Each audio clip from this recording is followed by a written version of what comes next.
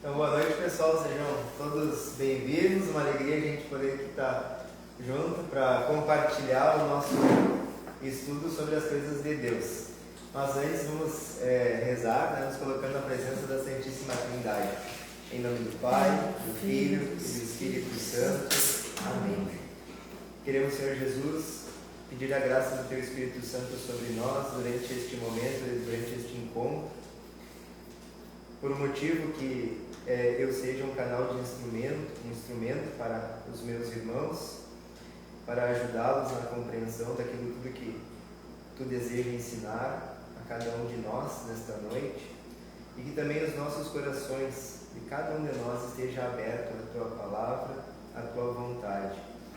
Vinde, Espírito Santo, enchei os corações dos vossos fiéis e acendei neles o fogo do vosso amor. Enviai o vosso Espírito, e tudo será criado, e renovareis a face da terra. Oremos.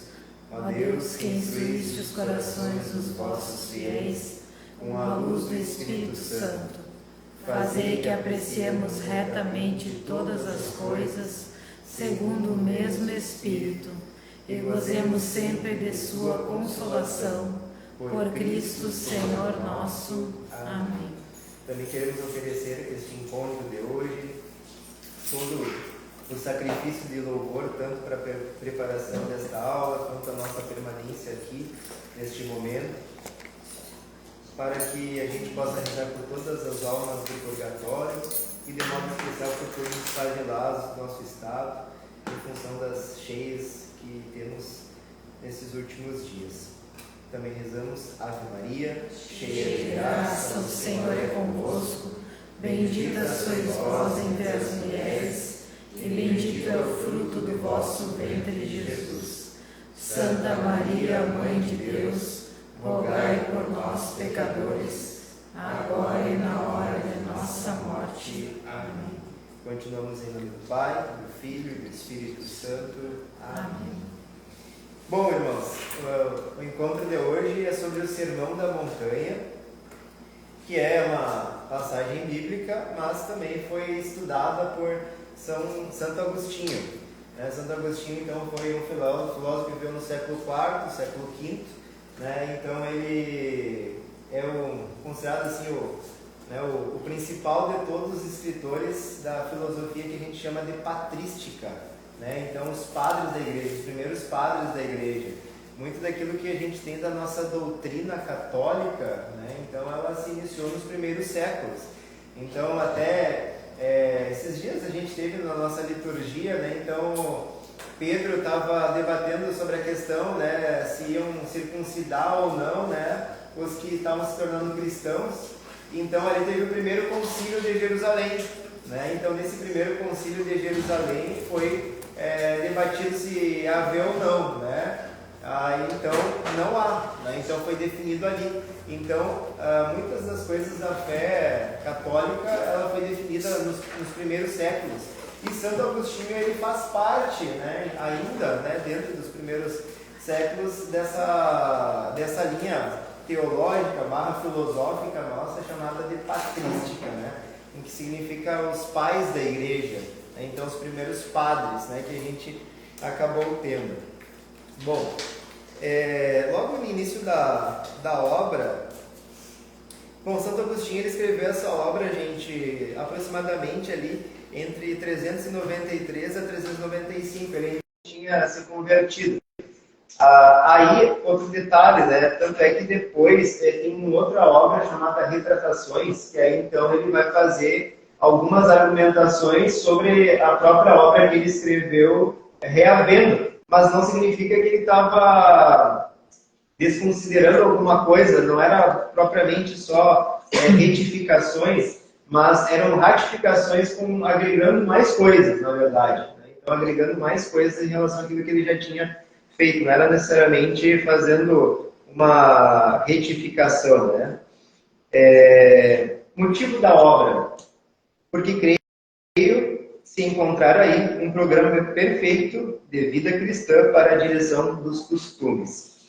Bom, agora falando um pouquinho do meu estudo, vou dizer que foi bem demorado e bem complicado, porque às vezes eu lia uma frase e ficava só naquela frase um bom tempo, né?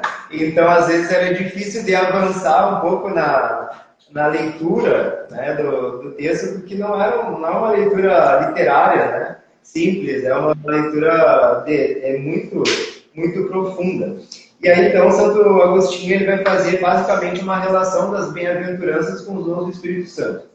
Essa aqui é a premissa básica, né, de toda a obra. Vamos lá, então.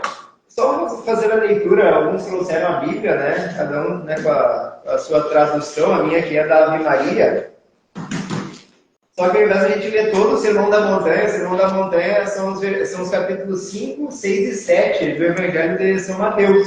Né? Então é bem extenso, né? 5, 6 e 7. A gente vai fazer só a leitura, né, dos primeiros versículos ali do capítulo 5, né, que são as bem-aventuranças propriamente. Né? O sermão ele é bem mais longo. O 5. Mateus 5, as bem-aventuranças.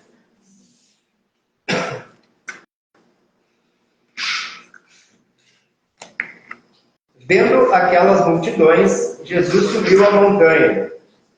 Sentou-se e seus discípulos aproximaram-se dele. Então abriu a boca e lhes ensinava, dizendo: Bem-aventurados os que têm coração pobre, porque deles é o reino dos céus. Bem-aventurados os que choram, porque serão consolados. Bem-aventurados os mansos, porque possuirão a terra. Bem-aventurados os que têm fome e sede de justiça, porque serão saciados. Bem-aventurados os misericordiosos, porque alcançarão misericórdia. Bem-aventurados os puros de coração, porque verão a Deus. Bem-aventurados os pacíficos, porque serão chamados filhos de Deus. Bem-aventurados que são perseguidos por causa da justiça, porque deles é o reino dos céus. Bem-aventurados sereis quando vos caluniarem, quando vos perseguirem e disserem falsamente todo o mal contra vós por causa de mim. Alegrai-vos, exultai, porque será grande a vossa recompensa nos céus. Pois assim perseguiram os profetas que vieram antes de vós. Bom, partindo, né, da leitura inicial das bem-aventuranças, lá no Concílio de Trento foi escrito assim: ó, a causa eficiente de nossa justificação é Deus, que em sua misericórdia nos purifica e santifica, pela unção e o selo do Espírito Santo, que nos foi prometido e que é um penhor de nossa herança. Também uma parte da citação de Efésios. Bom, olhem só, a causa eficiente de nossa justificação é Deus, né? Então, lá, a causa eficiente, voltando um pouquinho lá em Aristóteles, né? Então, Aristóteles, tudo aquilo que existe tem uma causa, né? Então, a causa eficiente, propriamente, é o que faz com que a outra coisa tenha surgido. Um exemplo básico somos nós, né? Cada um de nós tem um pai e uma mãe, né? Os nossos pais seriam a nossa causa eficiente. Então, a nossa causa eficiente são os nossos pais. Então, todas as coisas que existem, só existem porque algo anterior a elas existiu, né? E gerou aquela coisa, né? Então, a causa eficiente de nossa justificação é Deus, que em sua misericórdia nos purifica e santifica. E como que Ele nos purifica e santifica? Pela unção e selo do Espírito Santo, que nos foi prometido. Só que aí vai ter um outro detalhe. Os dons do Espírito Santo, eles não são, como a gente fala, não é uma graça atual, simplesmente. Não é uma graça que a gente tem para determinada situação. Agora, para eu poder estar falando para vocês, eu estou tendo uma graça atual. Né? Para eu poder estar dando a aula, conduzindo aqui, né, a aula, é uma graça atual, uma graça que Deus me dá. Se eu não estivesse me dando, né, não ia estar aqui, não ia conseguir sair nada daqui. Né? Então, a graça que o Espírito Santo nos dá é uma graça infusa. Né? Basicamente, quando a gente é batizado, né, então é como se Deus marcasse a nossa alma. Né? Então, Deus marcou a nossa alma. Então, a partir do momento que Deus marcou a nossa alma, tudo aquilo que vamos dizer assim, é próprio do Espírito Santo, a gente, vamos dizer assim, está liberado para receber. Está liberado para receber. Obviamente, aí tem a questão da gente estar buscando a Deus, tem a questão da gente estar em estado de graça, ou seja, não estar numa vida de pecado, que o Espírito Santo cada vez mais vai agindo em nós. Né? Então, a partir do processo de fuga da vida de pecado, busca da vida da graça, então, o Espírito Santo ele age em nós, e aí, então, a partir do momento que ele age em nós, a gente começa a perceber, por exemplo, os nossos vícios, nossos pecados, e a gente começa a cada vez mais, vamos dizer assim, valorizar, buscar, querer, desejar, né? Ir aperfeiçoando as virtudes que o próprio Espírito nos dá. Né? Então, as virtudes a gente vai, que seriam basicamente também os próprios frutos do Espírito Santo que eles começam a agir em nós. E aí, então, Santo Agostinho ele vai trabalhar, ele divide o livro O Sermão das Montanhas em duas partes. A primeira parte, ele fala basicamente das 7 bem-aventuranças, né? Então ele vai falar dos 7 dons do Espírito Santo, sobre os graus da perfeição, ele vai falar tudo isso.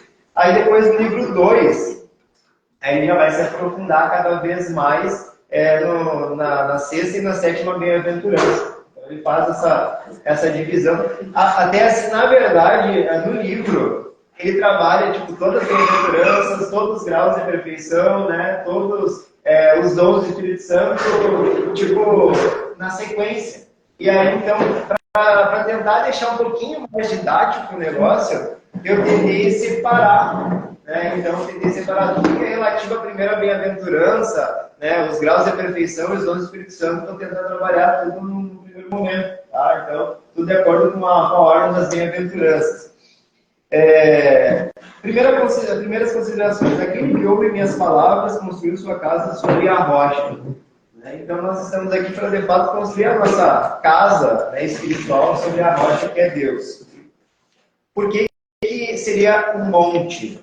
Bom, primeiramente por causa da superioridade dos novos preceitos falados por Jesus, ensinados por Jesus. Os preceitos de Jesus são superiores à lei antiga e aos profetas, né? Porque ele, na verdade, veio trazer à perfeição isso tudo. Ele não é que ele desconsidere, bem pelo contrário. Né? Mas ele vem para planificar, né, a lei e os profetas. Então, por isso que seria um monte também. A questão de um lugar supremo. Né? Então, Jesus ele até se senta numa cadeira, enfim, né, para ensinar, os outros estão à volta dele para ouvir o sermão, exatamente porque também Jesus é o pleno mestre, né? Então aquele que a gente deve sempre ouvir, né? Então ele que tem a plenitude, né, da sabedoria. Então vamos à primeira bem-aventurança. Bem-aventurados os pobres em espírito, porque deles é o reino dos céus. Bom, uma coisa que a gente tem no pecado original presunção, arrogância, orgulho, e um tanto de coisas piores ainda nós somos, né? Então, isso é porque o pecado original ele nos leva a querer ser cheios de si, né? Então, o pecado nos leva a gente sempre querer pensar em nós, né? Naquilo que a gente entende que é nosso bem, né? Então, para nós mesmos, né? Então, é a gente ser cheio de si. E essa primeira bem-aventurança, bem-aventurados os pobres em espírito, é o oposto. Né? Então, é a busca da humildade. Olha só, o princípio de todo pecado é a soberba. Ou seja, o primeiro pecado original. O pecado original ele vai ser originado, né, a partir, né, ficou redundante, mas da soberba. Né? Então, a soberba vai ser o que causou o pecado original. O princípio de todo pecado, então, é a soberba, e ele nos leva ao quê? À busca de bens temporais, ou seja, bens da nossa terra, daqui, desse mundo. Né? Então, Eva e Adão, quando pecaram, eles estavam buscando os prazeres deste mundo. Né? Então, eles não estavam olhando para o reino dos céus. Né? Então, a primeira parte, então, é essa, né? A gente começar a observar tudo aquilo que dentro da nossa vida a gente busca as realidades temporais. Né? Então, E, obviamente, é muita coisa, né? Eu, particularmente, quando eu estava lendo a primeira bem-aventurança, fiquei pensando assim, mas eu acho que eu não saí daqui ainda, né? Eu acho que ainda estou preso aqui, né? Então, humildade, temência a Deus, ela vai nos gerar a sabedoria, que é saber de fato aquilo que Deus quer para a nossa vida. Então, sem a humildade, que é o primeiro grau da perfeição, né? Então, de fato, a gente deixar de ser cheios de si e a gente se render a Deus, ou melhor, começar a se render a Deus, né? Então a gente não vai sair, não vai caminhar, né? Então, uma pessoa orgulhosa, cheia de si, enfim, não vai adiante, né? Então, até a gente pode tentar trazer de uma maneira bem prática, né? Se a gente for parar para analisar, falando em questões ideológicas, né? Tem pessoas que têm uma ideologia e elas não largam essa ideologia de jeito nenhum, né? E às vezes elas querem até adaptar a fé à sua ideologia, né? Então, é uma pessoa que ela é cheia de si. E de fato, se a gente quer caminhar verdadeiramente com Cristo, até mesmo as nossas ideologias, elas têm que estar subordinadas a Deus. Então, tudo tem que estar subordinado a Deus, né? A gente tem que fazer reverência a Ele. Então, o primeiro grau da perfeição, a humildade. Logo, o primeiro dom do Espírito Santo é o temor de Deus. Então, sempre o temor de Deus é importante fazer essa diferenciação, não é exatamente um medo, né?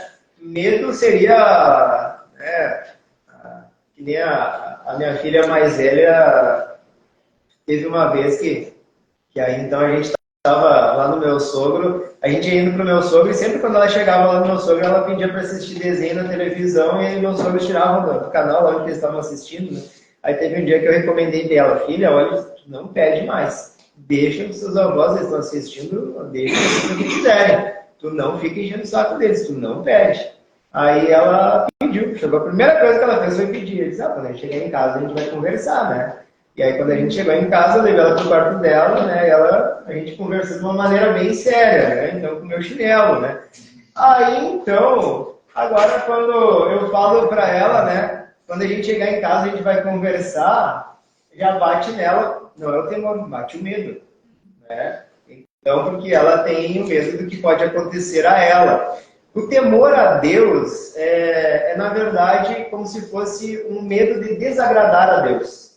O medo de desagradar a Deus.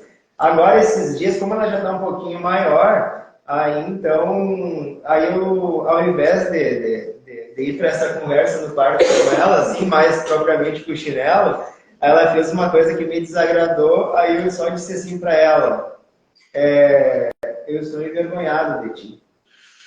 Aí acho que foi bem melhor do que ter usado chinelo. Ela chorou mais ou menos uma meia hora, assim, né? Aí a moça, e assim, até acabou gerando um fruto positivo. Ela não tem primeira Eucaristia ainda, mas toda criança, a partir de 7 anos de idade, ela já tem consciência, então ela pode buscar confissão a partir de 7 anos de idade, mesmo que ainda não tenha, no caso, não esteja no processo da primeira Eucaristia, né?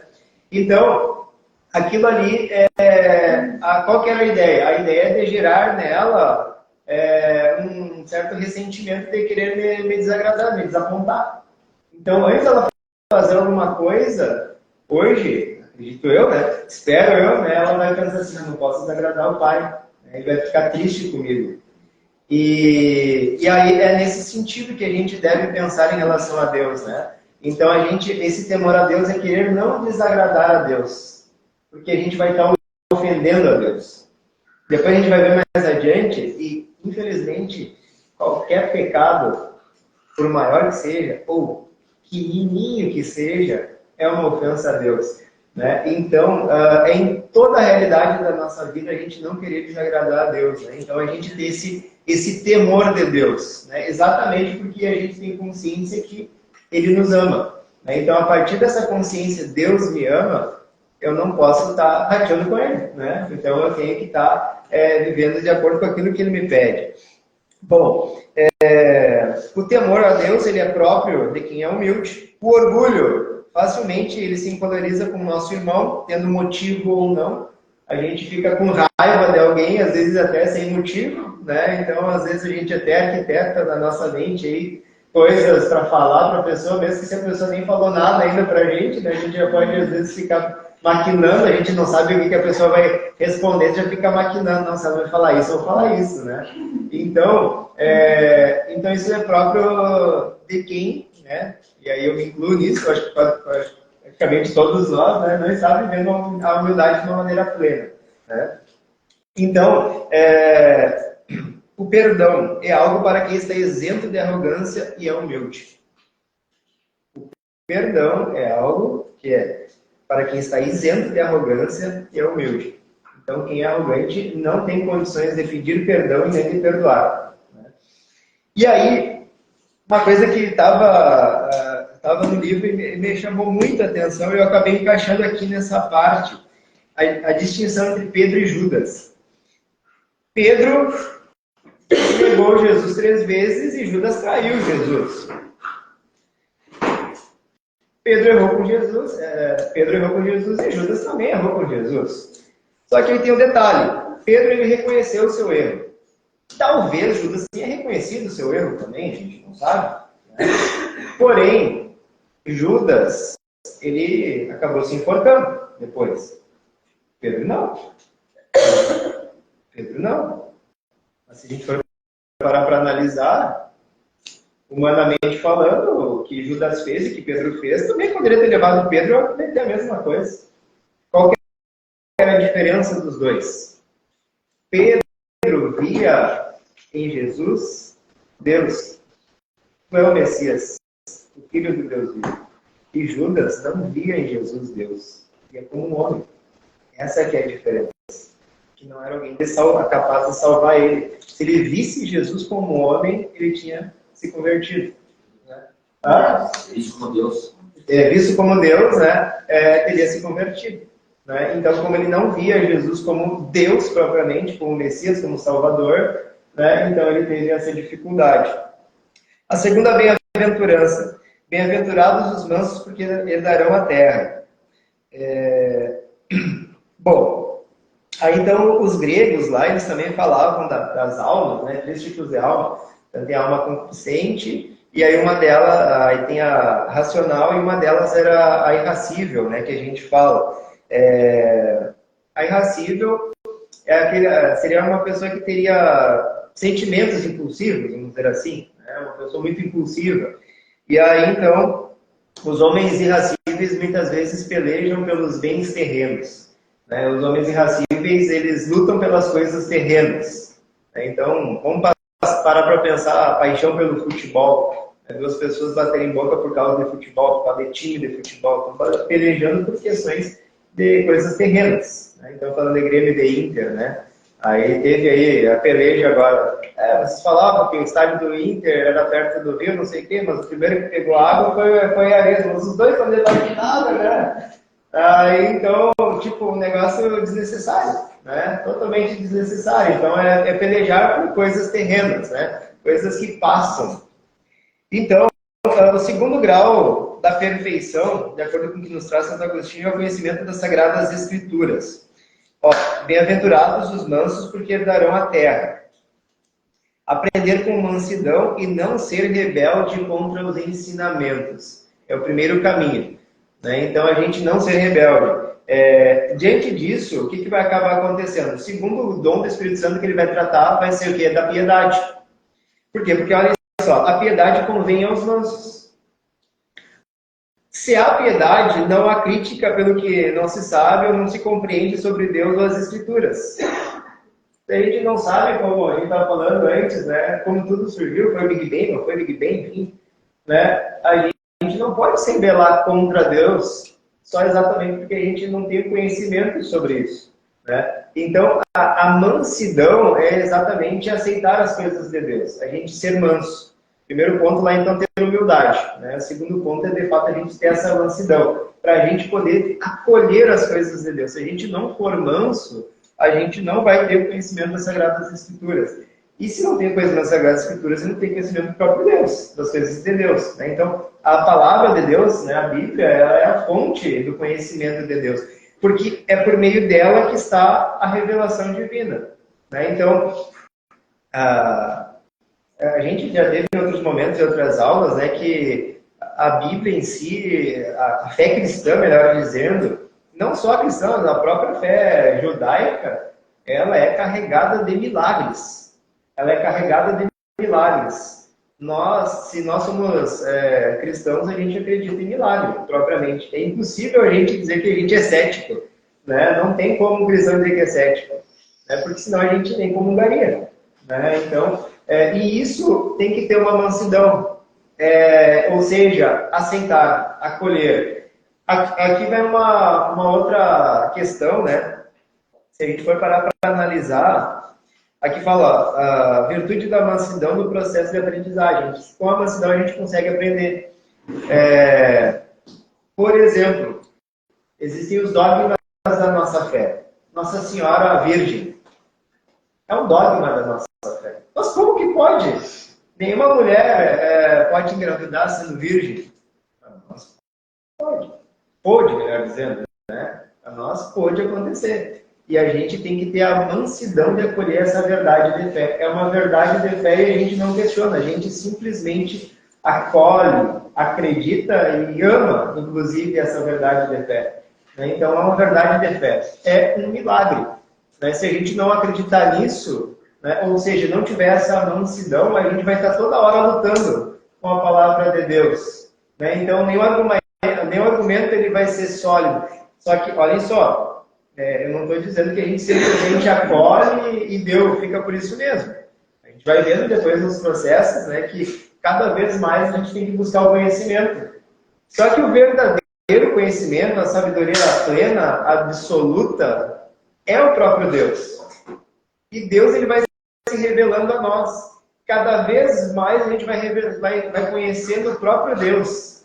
A sabedoria em si é o próprio Deus, que vai se revelando a nós. Aos poucos a gente vai conhecendo Deus. Então, esse processo da mansidão, essa virtude, ela é essencial na nossa caminhada. Somente quem lê e escuta com piedade a Sagrada Escritura se põe de acordo com ela. Quem lê ela de uma maneira racional, simplesmente, vamos dizer assim, de uma maneira psicológica, a Bíblia não está lendo ela como um cristão, porque está lendo de uma maneira racional, simplesmente, pura e simplesmente.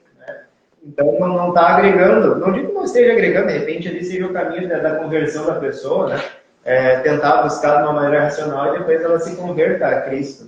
Mas todo o processo ele sempre vai conduzir ao próprio Cristo. Todo o processo. Terceira bem-aventurança. Bem-aventurados os que choram, porque serão consolados. Esse processo todo da humildade, da piedade, da mansidão, vai fazer com que a gente cada vez mais se converta. Converter é fazer com que a nossa vida se configure aquilo que Jesus nos pede. E aí, dentro desse processo todo, o que seria isso? Primeiramente, o que seria bem-aventurados os que choram? É que a gente perder certas coisas que a gente gosta em nome de Deus, ela é dolorida muitas vezes. É dolorido tu abandonar um vício, tu abandonar um pecado muitas vezes, uma coisa que tu tinha uma prática muitas vezes, tu abandonar uma realidade que tu sempre viveu, tu sempre teve no teu dia a dia, E aí, vou dar um exemplo bem básico, quarta-feira, agora eu tenho catequese batismal, aqui no centro, Aí quarta-feira eu tenho futebolzinho, E aí, então, é das 7 às 8 futebolzinho, a catequese começa às 7h30, então não tem como eu ir no futebolzinho, Então é abdicar, de uma alegria terrena, Eu gosto de jogar bola, Não jogo nada, mas sigo tentando, Já faz anos, Aí, então a gente vai tentando, jogar. Só que aí, isso é perder uma alegria deste mundo, por causa de Deus. Isso é só um exemplo bem simples. Obviamente tem coisas que a gente vai literalmente abandonar na nossa vida, ou deve abandonar na nossa vida, nesse processo todo, A gente ir rompendo totalmente, na nossa vida. E outro detalhe, o chorar também, além de perder essas alegrias, as nossas alegrias elas mudam, porque elas vão ser a busca de alegrias do reino dos céus, não mais desse mundo aqui. E também a gente começa a perceber e ter, às vezes, uma certa tristeza, uma certa angústia, exatamente porque as outras pessoas que a gente convive, nossos familiares, nossos amigos, eles ainda não conseguem enxergar o que a gente enxerga em Cristo. Eles ainda não se converteram, né? Então, eles ou não começaram o processo de conversão deles. Eles ainda estão, né, no pecado deles, estão presos às coisas desse mundo, e eles entendem que isso é mais importante ainda, né? Então, isso daí é uma realidade que acaba nos acontecendo e que muitas vezes é dolorida, né, para nós, quando a gente vê isso, né? Então, em vários aspectos, eu que sou professor, às vezes, vendo os rumos da educação que a gente tem, né? Então, as ideologias, então, que está ali, às vezes eu tenho que estar brigando com o próprio material didático quando eu estou dando aula, né? Para mim é um sofrimento aquilo, né? Então, às vezes eu tenho vontade literalmente de abandonar a docência, porque às vezes parece que é quase insuportável estar lutando contra aquilo, né? Porque é demais o negócio, né? Então, tem essas situações que acabam acontecendo no nosso cotidiano, né? E que a gente às vezes sofre com isso, porque a gente vê que os outros não estão caminhando de uma maneira adequada ainda, né? Então, não estão caminhando na vida em Cristo, né? Obviamente que eu acho que para qualquer um de nós sempre vai ser a questão familiar, né? Que vai ser o mais dolorido para nós, porque são as pessoas que de alguma maneira a gente mais ama nesse mundo, né? Então são os nossos familiares, né? Então a gente vê algumas situações assim, né, que não são tão legais, né? Então, exemplo, né? Sei que a gente tem um Instagram e que está na internet, né? Mas a minha mãe, por exemplo, ela não segue a fé católica, né?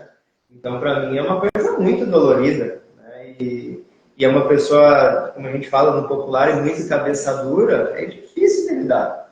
É muito difícil de lidar, né? Então, de conseguir falar alguma coisa, né?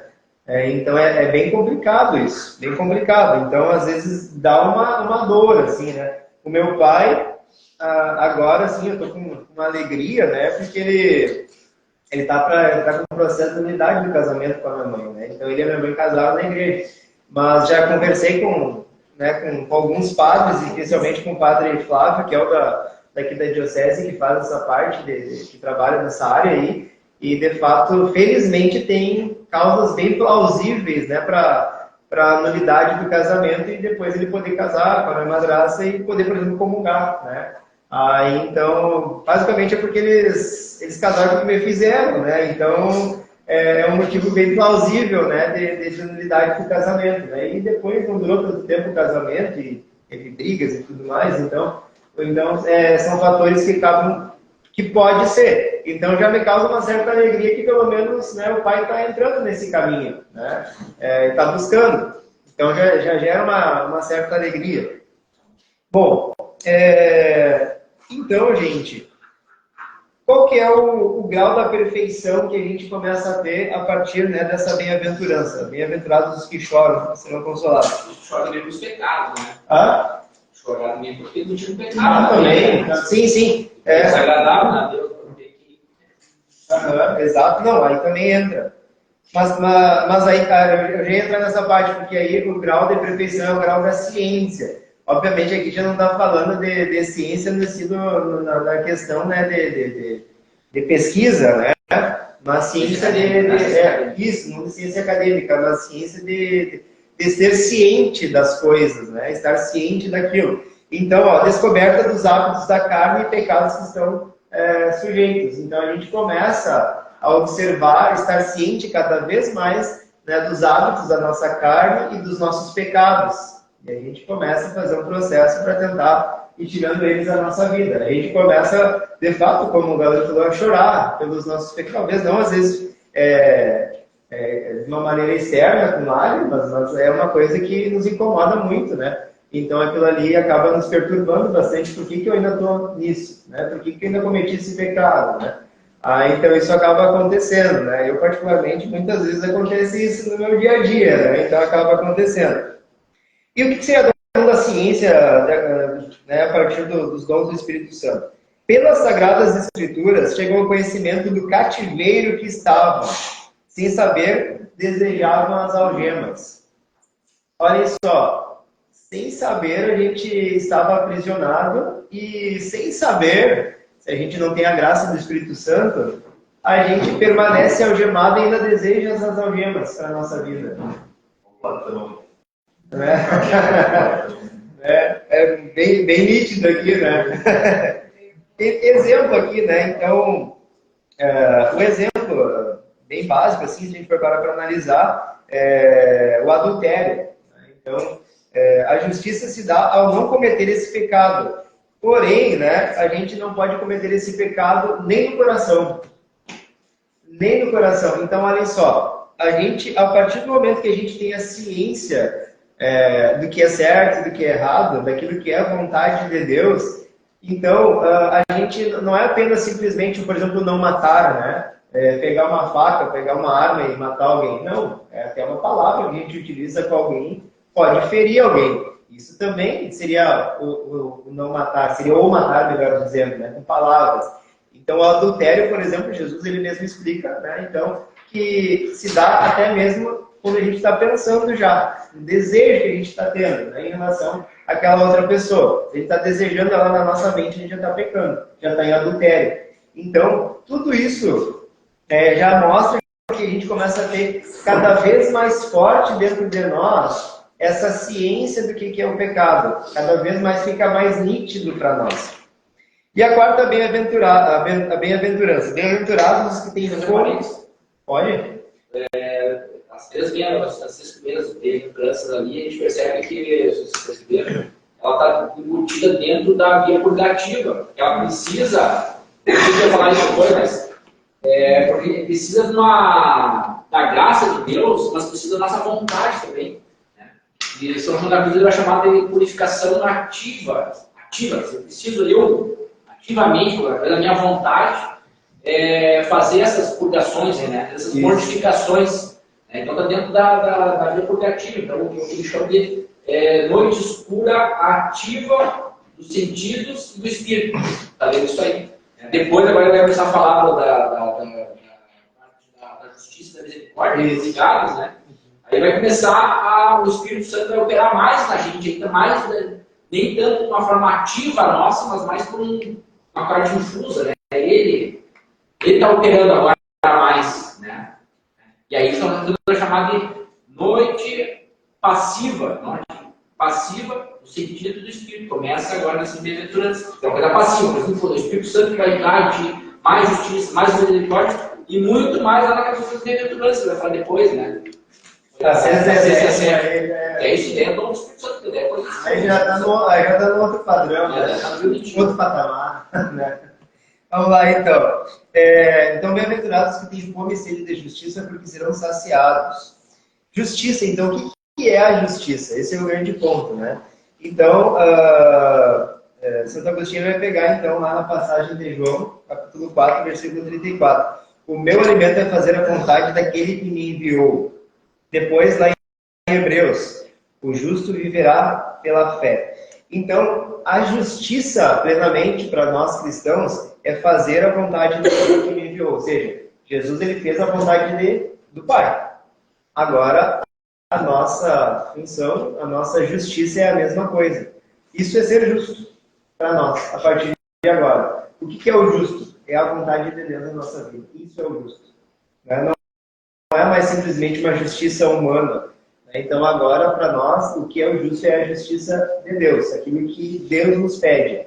Então, a gente, aí de fato, já está num outro patamar já de processo de conversão. Então, a gente já está conseguindo observar isso. A justiça é aquilo que Deus me pede. Então, isso é o justo. É dar a cada um aquilo que é devido. Só nesse caso, esse cada um é a Deus, né? A Deus, isso. É devido a Deus. Isso. Quarto grau da perfeição, então, é a força. Então, ou seja, abandonar o que se possui da dor. Força para se apartar dos prazeres nocivos. Né? Então, aqui a gente já tem uma força, né? Essa é uma coisa infusa em nós. Então, o Espírito Santo ele já consegue nos fazer com que a gente vá se apartando de uma maneira quase, não digo que definitiva, mas quase definitiva. A gente já tem uma capacidade maior de nos separar, né, das coisas desse mundo. Então a gente já tem uma noção bem melhor e já tem uma capacidade de renúncia bem maior. Né? Então, exatamente porque a gente já está num outro processo de vida de graça, de estado de graça, né, também. Então a gente já foi superando aos poucos. Né? Os 3 primeiros, né, como disse o Galone, acredito eu que é o que a grande maioria de nós, né, pobres mortais, a gente acaba enfrentando. Mas, de fato, se a gente está disposto a viver isso, a gente vai conseguindo progredir. Não sei não digo que seja fácil, enfim, acho que também depende muito de cada pessoa, das próprias graças atuais que Deus dá para cada pessoa. A gente vai falar depois, mais adiante, a questão da oração. Sem oração não tem como, é impossível. A oração, ela é o caminho, né, para que tudo isso possa acontecer também. Não é simplesmente só essa força, né, no sentido, eu quero isso. Né? Talvez até no eu quero eu vá conseguindo ir. Mas sem vida de oração é impossível que tudo isso vá acontecendo. E aí, então, o dom do Espírito Santo, o dom da força, para trabalhar para desapegar seu coração do afeto às coisas terrestres e materiais. Então, o nosso coração ele já começa a ficar despojado. Né? Ele já começa a ficar querendo as coisas de Deus. Né? Então, vou dar um exemplo bem básico aí. A gente, às vezes, se esforça para ir na missa só de domingo. Né? Só que quando a gente já está nesse patamar aqui, a gente começa a ter necessidade de querer ir na missa mais um dia por semana ou todos os dias da semana. A gente já sente uma necessidade disso. Né? Então, é uma necessidade de estar com Deus, com Jesus na Eucaristia. Então, a gente já começa a ter, literalmente, é uma força que não é só a nossa força de vontade mais, mas é a graça do Espírito Santo ajuda a gente. Aqui ele também trata de uma questão aqui, gente, muito importante, olhem só. Ele vai falar sobre o cismático. O que é o cismático? O cismático é quem se separa da fé, quem rompe com a fé. Né? A Igreja Católica, ela não é uma detentora no sentido, como é que eu posso falar assim, no sentido só temporal das coisas de Jesus, das coisas de Deus. Ela não é detentora da verdade nesse sentido, eu detenho, eu tenho poder. Não é isso. O Real Madrid é o melhor time de futebol do mundo. Né? Não, na prática, né? Tem mais Champions, tem mais Mundiais, enfim. Né? Ele tem esse poder de acontecer no futebol. O que o Real Madrid fala e o Inter fala, vão debochar o Inter, né? Ou se vamos pegar aqui o Gauchão, né? Porque o Inter fala, o que o esportivo lá de Bento Gonçalves fala também não, né? O esportivo não tem força contra o Inter. Então, não é esse tipo de força, né, que a igreja ela tem. Mas a Igreja Católica, ela é constituída por homens. Só que a graça do Espírito Santo opera nela e faz com que a verdade, toda a verdade, a Igreja Católica, toda a verdade sobre Deus, a Igreja Católica ela mantém pela graça do Espírito Santo. E quem é cismático, ou seja, aquele que se aparta da fé católica, ele está se separando da verdade. Então ele é aquele que lá na primeira bem-aventurança a gente estava falando, ele é um cara cheio de si, é uma pessoa cheia de si, porque ela está fazendo a interpretação dela exclusivamente. Então ela está abandonando toda uma tradição que porque muito daquilo que a gente fala da fé católica aqui, ela foi debatida entre muitas pessoas, e muitas pessoas santas. Muitas pessoas santas, né? Então, o próprio Agostinho, ele teve que descascar um tal de Pelágio, né? O pelagianismo era uma heresia da época, né? Então, ele conviveu com isso. Né? Então, ele conviveu com essas realidades heréticas naquela época, assim como a gente convive hoje em dia, né? Não sei o que digo isso, o padre Paulo Ricardo ele fala que a teologia da libertação é uma heresia. Até seria mais adequado chamar heresia da libertação, não teologia da libertação. Dom Adair Guimarães fala muito. Oi? Dom Adair Guimarães. Dom Adair é maravilhoso, né? Fala muito. Então, é uma heresia que a gente tem no nosso tempo. Mas por que é uma heresia? Porque eles gostam dos pobres e tudo mais. É uma heresia porque tira a sacralidade de tudo que é sagrado, né? Então, tira a sacralidade, né? E, claro, a gente não vai entrar no caso aqui, mas quando a gente já tem essa força do Espírito Santo, a gente não vai pender para se separar. A gente não vai pender para se separar. A gente já está num outro grau de vida de conversão. Então a gente não tem esse problema, a gente não vai sair do corpo de Cristo, né, do corpo místico de Cristo, que é a igreja. Né? A gente não vai se separar. Bem pelo contrário. Quem arde de amor pela justiça está disposto a sofrer o martírio. Até a Joana d'Arc, por exemplo, né? Joana d'Arc, ela sofreu um martírio, né? Mesmo que... E olha só o que é interessante. O bispo que condenou ela, depois ele foi julgado, ele foi excomungado, o bispo inglês. E condenou a sentença ela à morte, né? Porque não foi um julgamento justo. Um político, né? Um julgamento político, exato. Né? Então, a igreja optou pela excomunhão dele depois, posteriormente, né? Porque não foi justo. Né? Então, olha só, quem arde em amor pela justiça tem que estar disposto ao martírio.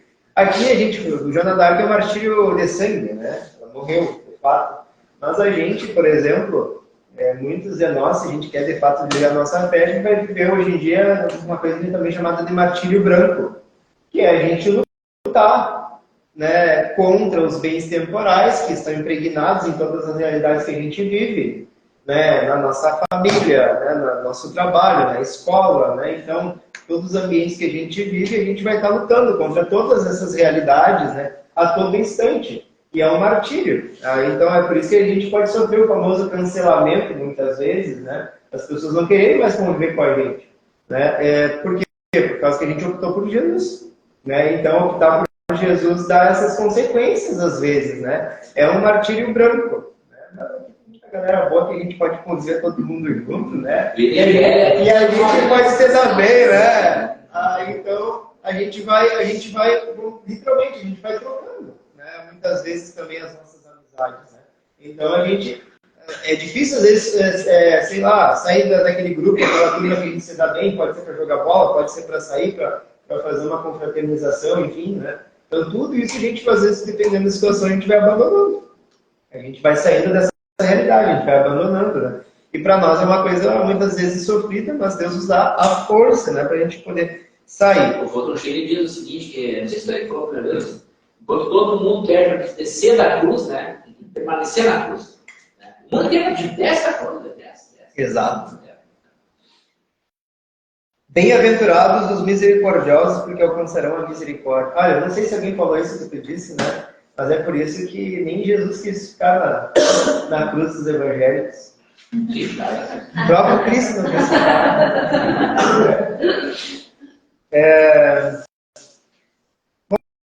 Vamos lá. Bem-aventurados os misericordiosos, porque alcançarão misericórdia. Bom, aqui tem uma questão bem prática, né? Que socorros necessitados recebem em troca a libertação dos próprios males. Né? Isso daqui pode ser de uma maneira espiritual e também pode ser também de uma maneira prática. Né? Então a gente pode, por exemplo, agora a questão dos flagelados, né? Não só aqui, lá em Porto Alegre está muito pior, né? E região metropolitana, é socorrer os necessitados, né? Então a gente fazer uma ação concreta, isso daí também é um ato de misericórdia. Mas, por exemplo, a gente também está aqui estudando agora, entendendo melhor, com mais clareza as coisas de Deus, também é um ato de misericórdia. Né? Então, porque a gente está se aproximando da verdade. Quanto mais a gente leva os outros à verdade, mais a gente está levando essa pessoa a Deus. Isso é um ato de misericórdia. Né? Então, a existência da igreja em si é um ato de misericórdia. Se a gente fosse parar, imagine só, se todo mundo entrasse nessa moda, né? Eu vivo a minha fé comigo só em casa. Imagina se os 12 apóstolos e os outros discípulos fizessem a mesma coisa, não existia igreja.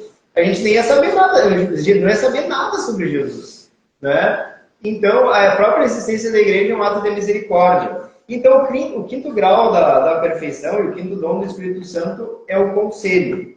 O que seria esse conselho? Né? É um auxílio superior para a gente verificar as nossas próprias misérias. Um auxílio superior. Então, vamos lá. O próprio Deus, ele pode nos mostrar isso por meio da oração. A gente orando, Deus pode nos mostrar o nosso erro, o nosso pecado. E também por meio dos irmãos. Pode ser numa homilia de um padre, pode ser hoje, agora aqui eu falando, né, nas aulas anteriores, o Galone falando, né, então pode ser no curso da consagração. Todos os momentos onde que a gente tem, pode ser literalmente até num conselho, duas pessoas conversando, né? Eu, por exemplo, tenho um diretor espiritual, o Padre Giriboni, então ali ele me exorta muita coisa, né? Então ali também é um momento, né, da gente viver o conselho. Então é um ato de misericórdia, por quê? Porque está me conduzindo a Deus. Uma vez eu escutei, às vezes a gente fica pensando assim, a misericórdia, vamos dizer assim, a pessoa fez um monte perdão da palavra, fez um monte de cagada durante a vida, né? E morreu fazendo cagada, tá? Aí depois, não, Deus tem misericórdia da pessoa. Eu morei numa comunidade religiosa chamada Comunidade Oásis, em Caxias do Sul, e a fundadora, a Maria Francisca, a Chica, ela falava o seguinte: a misericórdia de Deus é ter nos dado Jesus. Isso é a misericórdia de Deus. A misericórdia de Deus é Jesus. Foi Ele ter nos dado Jesus. Para que maior misericórdia do que Ele ter morrido na cruz? Não tem. Então, essa é a verdadeira misericórdia que Deus tem conosco. Então, se a gente quer misericórdia, tem que procurar Jesus. Isso é a verdadeira misericórdia. Então, olha só. O único remédio para livrar-se dos males é perdoarmos. Então, todo o conselho, todo esse dom do conselho que a gente recebe, de fato, é uma força a mais, um impulso a mais para a gente viver o perdão. E aí, tanto, né, para a gente perdoar, quanto para a gente também pedir o perdão. Né? Então, a gente ir ao encontro do nosso irmão. Olha só, olha só o que fala aqui, ó. A perfeição encontra-se em interditar absolutamente qualquer vingança. Interditar qualquer vingança. Né? Então, pelo dom do conselho, a gente, às vezes, alguém nos faz um mal, o normal é a gente retribuir com a vingança, né? De uma maneira mais áspera. Mas, muitas vezes, interditar absolutamente aquilo ali é um modo de fazer com que a pessoa diz, não, mas aquele ali é diferente. Eu estava esperando uma outra resposta, ele não veio com aquela outra resposta. Né? Então, é uma maneira de já, vamos dizer assim, tocar aquela outra pessoa. Muitas vezes, tu interditar a vingança por ali, né? Tu não revidar. Né? Nem sempre é fácil, né, gente? A gente ter sangue frio, como se diz, né? Normalmente a gente tem sangue quente, né? Em momentos mais complicados, né? Outro detalhe, assim, sobre a obra da misericórdia, além de orientação espiritual, por exemplo, de um padre, enfim, que a gente tem, também a própria educação dos pais é uma obra de misericórdia. Por quê? Porque a gente, como quem é pai, por exemplo, a gente não pode ficar com aquela máxima que hoje em dia tem no mundo. A gente tem que educar os filhos para o mundo, para aprender a ser virado no mundo. Não. A gente tem que educar os nossos filhos para Deus. Eles têm que serem tementes a Deus em primeiro lugar. Né? A maior preocupação que a gente tem que aprender a passar para eles é a preocupação com a alma deles. Né? Então, eles quererem o céu. Isso que nós temos que ensinar, desde sempre. Né? Então, porque os nossos filhos, eles não são nossos, eles são de Deus. Né? Então, Deus pode tomar os nossos filhos quando eles quiserem. Então, a partir disso, o que a gente tem que plantar na vida dos nossos filhos é esse temor a Deus, esse amor a Deus, esse buscar a Deus, buscar as coisas do alto. Isso que nós devemos plantar neles. Então, se a nossa educação enquanto pai está indo por esse caminho, está bem, né? Tá bem. Né? Então, às vezes, a gente sabe que a gente se preocupa, tem que dar educação para os filhos, né? O que a gente pensa em educação? A educação acadêmica, né? Então, ter estudado num bom colégio, fazer uma boa faculdade, né? Ter uma boa profissão. Né? Mas isso nem sempre vai culminar com a salvação da alma daquela pessoa, né? Daquele filho. Então, a gente tem que ter esse cuidado. Né? Esse cuidado, e se a gente não está tendo esse cuidado, a gente pode, né? Pedir a Deus essa graça, né? Para que Ele possa ir nos orientando, nos ensinando, nos instruindo. E também, infelizmente, tem muita gente que escreve livros sobre isso, né? A minha esposa segue bastante a Déia e o Tiba. Né? Então, são pessoas que escrevem livros maravilhosos, e tem na biblioteca deles lá, sobre educação, né, dos filhos, né? Então, sobre instruções, né, que acabam dando. Então, a gente deve buscar isso. Bom, vamos lá, então.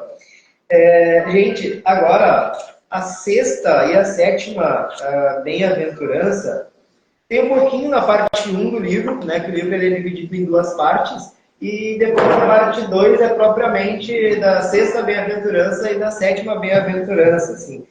E aí é muita coisa essas duas partes aqui. É bem mais coisa do que até agora eu não cheguei na metade do que eu tinha que falar, mas vamos lá. Vou tentar ser mais sucinto, vamos lá então. A sexta bem-aventurança é: bem-aventurados os puros de coração, porque verão a Deus. Bom, o que seria esse grau da perfeição da pureza? Né? Seria a consciência de que suas ações contemplam o bem supremo. Então, quando a gente já tem uma consciência que o que eu estou fazendo de fato está agradando a Deus. Né? Então já está contemplando a vontade de Deus na minha vida. E aí, então, o consequente dom do Espírito Santo é a inteligência. Porque aí a gente começa a ter um olhar purificado para contemplar a Deus. A gente já começa a ter um olhar mais puro, para a gente cada vez mais ver a Deus. E aí, então, tem aquela citação, né? Ver os que os olhos não viram, os ouvidos não ouviram. Né? Então, e aí, então, depois, Santo Agostinho ele vai dar vários conselhos. Por exemplo, cuidado com os elogios. No Senhor se gloriará minha alma. Então, no nosso mundo, lá o que dizia Epicuro, né? Os prazeres não necessários, né? Não naturais e não necessários. A gente gosta de honra. A gente gosta de vanglória, a gente gosta de ser elogiado, né? Como canta bem, né? A gente gosta de ser elogiado, né? Como toca bem, né? Então a gente gosta desses elogios para nós, né? Então, não tem acólito melhor do que o Lauro, né? Então a gente gosta desses elogios, né? Então, a gente gosta desses elogios. Causa bem pro nosso ego, né? Amém, né? A gente gosta muito disso, mas quando a gente já está nesse estágio, né, então a gente não vai ser grosso com a pessoa que nos elogia, né? Óbvio, né? Não, você está me elogiando, né? Não. Mas a gente, dentro do nosso coração, aquilo ali já não é uma coisa que nos engrandece. Porque a gente já leva aquilo ali para Deus. Aquilo ali já não nos engrandece. Já não é uma coisa que a gente deseja, mas é uma coisa que a gente já oferta diretamente para Deus. Né? Então não é para nós, né? Já é para Deus que a gente está fazendo aquilo. Aí da mesma maneira tem a questão daí. E aí, gente, então agora, a partir daqui já seria Mateus 6, né? E depois Mateus 7, né? Então ele vai destrinchando literalmente, né? Todas as bem-aventuranças, né? Todas as passagens do Sermão da Montanha, todas as passagens do Sermão da Montanha ele vai destrinchando e ele relaciona sobretudo com essa bem-aventurança, né? Bem-aventurados os puros de coração, porque verão a Deus. Outra passagem, oração em segredo, né? Quando orares, entra no teu quarto e fecha a porta.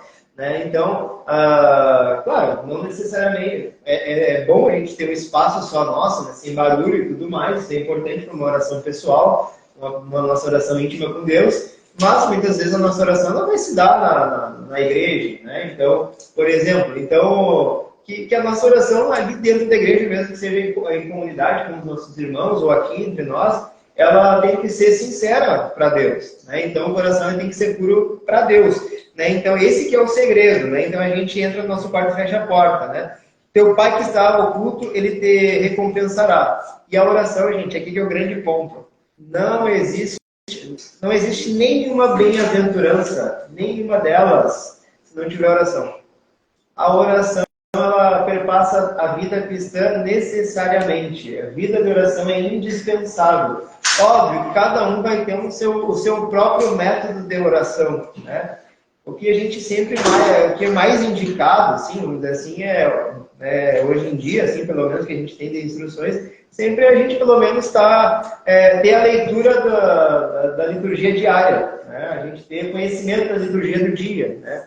Vamos dizer que a liturgia do dia seja um noticiário de Deus todos os dias para nós, né? Então, aquela notícia do dia a gente tem que estar a gente tem que acessar, né? A gente tem que conectar aquela informação.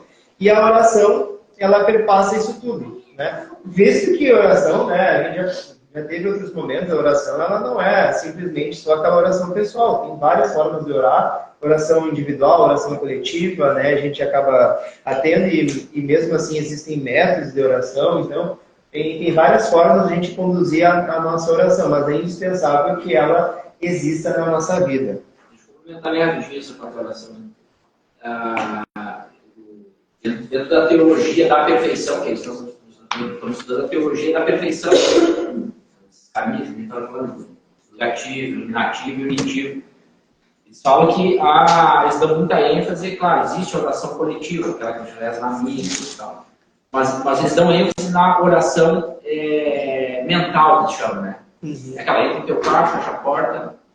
É nessa oração que eles se focam, né? Porque a oração coletiva é como se fosse um reflexo dessa aí. Né? Então, quando tu vai na missa e você ora, claro que você está trazendo toda aquela carga já de evolução espiritual, né? Você está comungando, você está rezando o Pai Nosso na missa, você está fazendo um grupo de oração, tu já traz uma carga de conhecimento espiritual, de evolução espiritual para a vida. Mas a oração que eles frisam muito nesse caminho da perfeição, realmente é a oração mental. E a oração mental ela vai evoluindo conforme a perfeição. Né? Então, na via purgativa, o que os iniciantes fazem, que a maioria de nós fizemos, é aquela meditação discursiva. Né? Aquela meditação onde você está meditando com tua razão, com tua inteligência, e você está ali nessa oração discursiva, você está criando conceitos, criando termos, criando para você ficar mais firme naquilo que está meditando. Se agarrar, eu quero pegar essas verdades e fazer algum raciocínio lógico em cima. Era uma oração discursiva. Na via iluminativa, essa oração ela vai progredir, porque ele chama de oração afetiva. A oração afetiva aí você já não quer mais criar conceito, você não está mais preocupado, você já está firme naquilo ali. Né? Então é a oração afetiva. O que é a oração afetiva? A oração afetiva é você dar um exemplo assim é o olhar da mãe para o filho. Uma mãe olha para o filho, um amor, entendeu? É uma coisa que vai além do raciocínio. Ele olha para o Rafael e tem um amor, é uma coisa afetiva, é diferente. Você olha para Deus diferente, né? E na oração, daí na via unitiva, daí ele chama de contemplação infusa. E aí você se entrega para Deus, você não fala nada, você não diz nada, você não raciocina nada, e é Deus quem fala contigo. Né? Então, existe esse progresso da oração.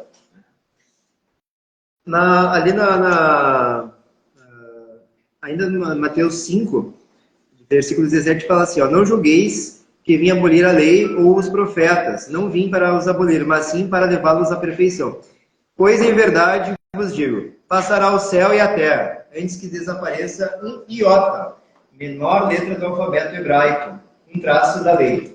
E olhem só, aí então o que acontece? Para a gente chegar à perfeição, precisa observar até os menores mandamentos. Ou seja, a gente verificar até mesmo os nossos menores pecados. Né? Então a gente observar isso. Né?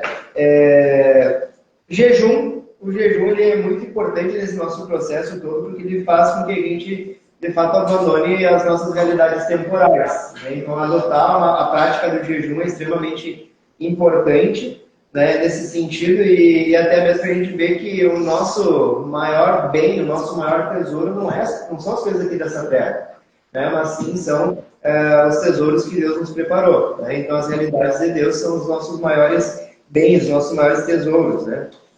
A lâmpada do corpo é o olho, né? Então, passagem ali de Mateus 6, de 22 a 23, né? Então, o olho são as intenções e o nosso corpo são as nossas ações, né? Então, buscar a pureza e a retidão, né, na nossa vida. Quando fala ali, não terás dois senhores, né? Não pode ter dois senhores, né? Então, aí é bem platônico, né? Dois mundos, né? O reino do céu, né? E a terra. O reino do céu tem o rei, que é Deus, né? E o reino da terra tem um príncipe, o príncipe deste mundo. Que o próprio Cristo falou, quem que é o príncipe deste mundo? Né? Demônios, né? O Satanás. Então, ele fala assim, ó, deve desprender-se e purificar seu coração de toda duplicidade. Agostinho ele fala. Então, de fato, nós temos várias duplicidades na nossa vida, né? Então, desejos, apegos às coisas deste mundo. Obviamente, gente, nós necessitamos de coisas desse mundo para a gente poder viver, né? Então, nosso projeto, um deles é o nosso próprio corpo. A gente precisa do nosso corpo, é algo material, né? Mas a gente também, isso daqui é importante, né? Esse daqui é importante para eu entender as coisas de Deus. Então, os bens materiais, eles fazem parte da nossa realidade, só que eles não podem ser, então, aquilo que vai gerar o nosso maior apego. Né? É importante eu ter isso. Isso daqui, esse livro, não, é importante o que diz nele, né? Porque me leva a Deus, né? Mas ele está preocupado com esse livro em si, né? Isso daí é um grande problema, né? Que acaba sendo. A outra parte que ele fala assim, ó, não vos preocupeis com a vossa vida, ele acaba falando. Então, nós temos a realidade, né, do supérfluo e a realidade daquilo que é necessário. Né? Então, o que é o supérfluo? O supérfluo são os meios. Porém, né, o que é necessário? O que é a necessidade? A necessidade é que a gente consiga atingir o nosso fim. O nosso fim é o céu. Né? Então, é isso que nós precisamos entender. A necessidade é o nosso fim é o céu. Então, a gente vai utilizar os meios para a gente poder chegar, só que a gente não pode ficar preso aos meios para a gente poder chegar ao céu. Né? Então, ele até fala o exemplo dos pássaros, né? Então, né, dos pardais, enfim, né, que eles não se vestem e tudo mais e são extremamente bem vestidos, né? Então, porque eles não têm essa preocupação. Não julgar, né? Esse não julgar, ele é bem profundo, até ele destrincha bastante coisa aqui, Santo Agostinho, né? Mas ele fala assim, que interpretar no melhor sentido possível aqueles atos em que nos é duvidosa a intenção. Então, toda vez que acontece algo que alguém fez, né? Alguém falou, alguém tal, a gente tem que ter esse cuidado, né? no ato de julgar. Né? A gente tem que se precaver, porque o julgador em si é Deus, né? Não nós. Né? Então a gente tem que ter esse cuidado com o julgamento alheio. Né? Ele não chega a falar assim que não devemos jamais julgar. Não. Tem situações que a gente tem que se posicionar e tomar, né? Um julgamento. Né? Por exemplo, o Galloni é fundador do Centro de Estudos. Se ele vê que alguém está tendo uma vida aí promíscua, ele vai ter que chegar e vai dizer, né? Ele tem que chegar, né? Não, assim não dá, né?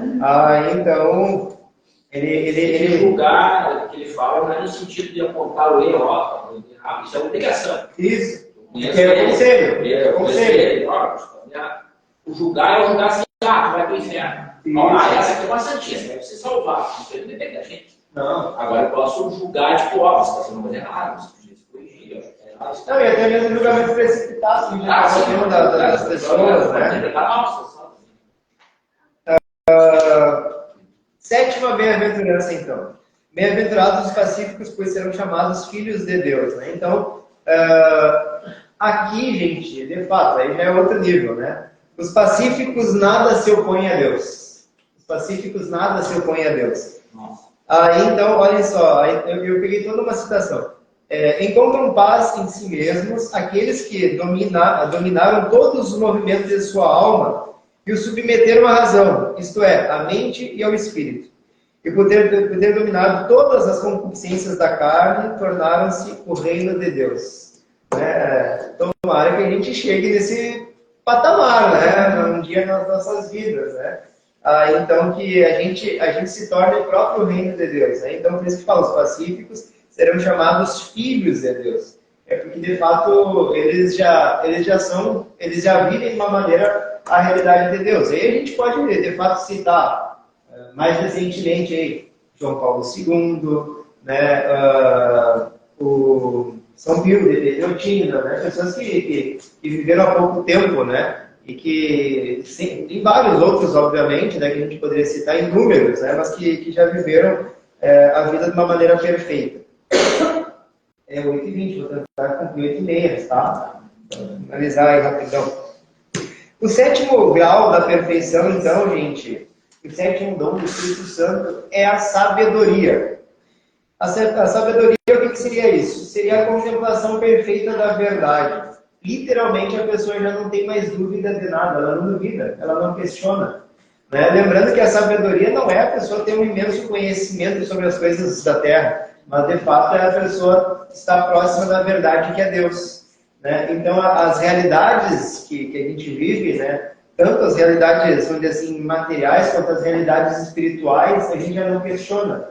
Tudo é Deus. Né? Então essa pessoa ela já está num padrão de profundidade extrema.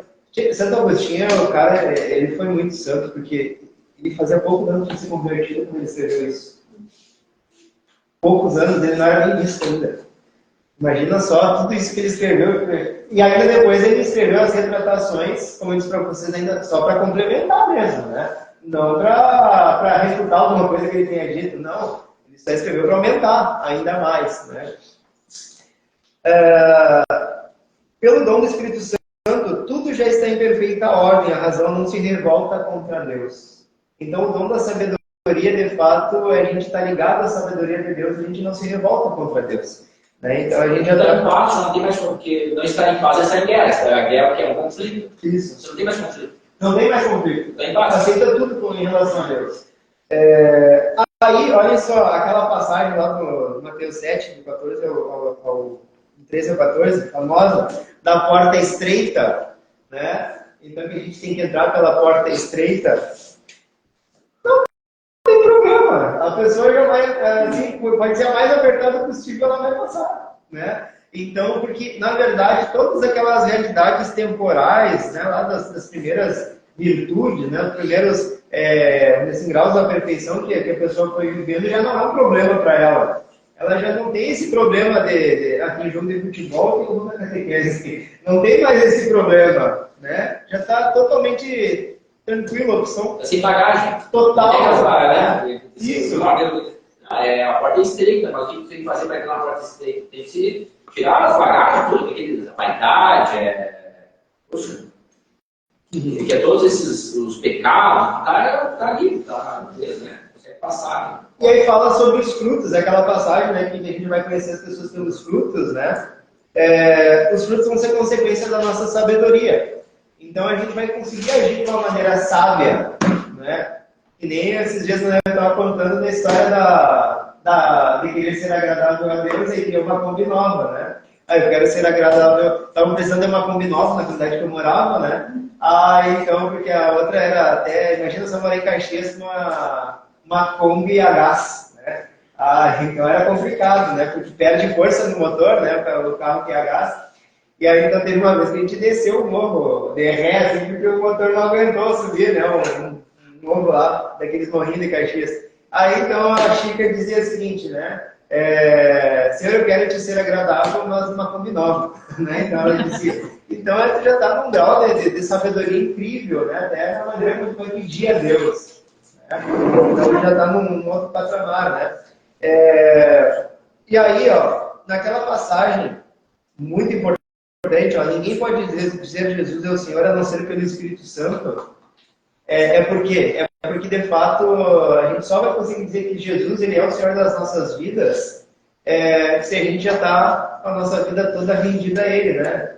Não sou eu mais que vivo, é Cristo que vive em mim, né? Como Paulo disse também. E aí, não sei se vocês perceberam, tem uma oitava bem-aventurança, né? Bem-aventurados os que são perseguidos por causa da justiça, porque deles é o reino dos céus. Bem-aventurados sereis quando vos caluniarem, vos perseguirem, disserem todo mal contra vós por causa de mim. O que é isso, então? A oitava bem-aventurança, o sétimo número da perfeição, né? Mas agora, como a gente tem alguns músicos aqui, né? Uma oitava, o que é uma oitava? Uma oitava, tu estava tocando a música em dó, tu passar por toda a escala e tu volta para dó, só que é uma escala acima, né? É um tom acima, né? Então, caso a oitava seria essa perfeição. Tanto é que a gente também tem a oitava de Páscoa, né? Então, aqui o 8, tu chega na perfeição e ainda tu tem mais uma coisa que aí é a plenitude. Perfeição. É basicamente isso, né? Então, esse retorno à primeira bem-aventurança, basicamente. Que aí é o quê? É a humildade. Só que aí já não é uma humildade, simples humildade para a gente começar a caminhar com Jesus, já é uma santa humildade. Né? É a plenitude da humildade. Então, ó, quem vos separará do amor de Cristo, dizem em Romanos, né? Então, consolidada a paz interior, que seria um dos frutos, né, da sétima bem-aventurança, as perseguições somente para aumentar a glória de Deus. Então, agora, tudo que vier, agora, pode bater que não tem problema, né? Então, a oitava bem-aventurança é quando tu já está tranquilo, já está despojado de tudo isso, né?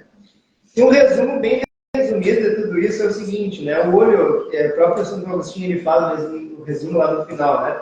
A gente ter esse olho puro e simples em relação à nossa realidade, à nossa vida, vai fazer com que a gente busque a sabedoria.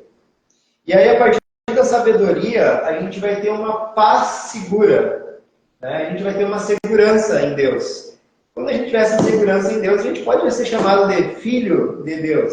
E aí a gente pode ter certeza que a gente construiu a nossa casa sobre a rocha. Né? Que é o que termina lá o sétimo capítulo, né, de Mateus. Aquele que ouve as minhas palavras e as põe em prática é semelhante a um homem prudente que edificou sua casa sobre a rocha. Né? Então, a oitava bem-aventurança é a plenitude de todas as bem-aventuranças, né? Que contempla todas as outras. Né? Quem procura, aí só para encerrar, né? Quem procura na profissão cristã as delícias deste mundo e o gozo dos bens temporais, advirta que nossa felicidade é toda interior. Uma das coisas que a Chica, eu convivi lá na comunidade Oasis, ela me dizia, uma vez eu disse para ela que o pai, volta e meia, ele brigava comigo, eu parecia que quando eu era guri eu não tinha ambição de querer ter as coisas, de enriquecer e tal, né? Aí ele dizia que, aí a Chica um dia eu estava comentando para ela que o pai sempre estava me dizendo isso e tal, porque era uma coisa que me incomodava. Aí ela disse assim, é porque tem ambição do céu. Ela me falou assim, né? Então, ter a ambição do céu é o maior bem que a gente pode ter para a nossa vida e para aqueles que a gente convive. Né? Então, a completa perfeição. Quando este corpo material for revestido de imortalidade, em Coríntios, né? Todo mal vem da fragilidade do espírito.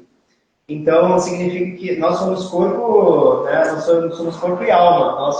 A nossa alma ela é espiritual. Então, é ela que muitas vezes faz com que a gente fraqueje, né? Na nossa caminhada, é a nossa alma. Que aí, então, vem o que contemplaria, né? A nossa alma, a nossa razão, a nossa mente, né? Os nossos sentimentos, os nossos sentidos. Tudo isso, de alguma maneira, contempla, né? Aquilo que seria a nossa alma humana. Né? Ela é espiritual, né? A gente não consegue pegar ela, né? O corpo é material. Mas quando a nossa alma, no caso, nosso espírito está fraco, ele não é capaz de viver essas bem-aventuranças. Né? Então, é por decisão, né? Então tudo é pela nossa decisão racional que se inicia. Né? Então, é uma realidade espiritual que a gente tem.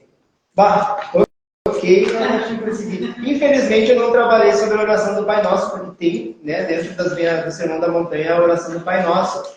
E essa daqui assim, não demoraria tanto. Acho que uma meia hora dá para terminar, mas é que não tem como. Mais adiante a gente poderia trabalhar, né, o Pai Nosso. É muito profundo que Santo Agostinho ele trabalha.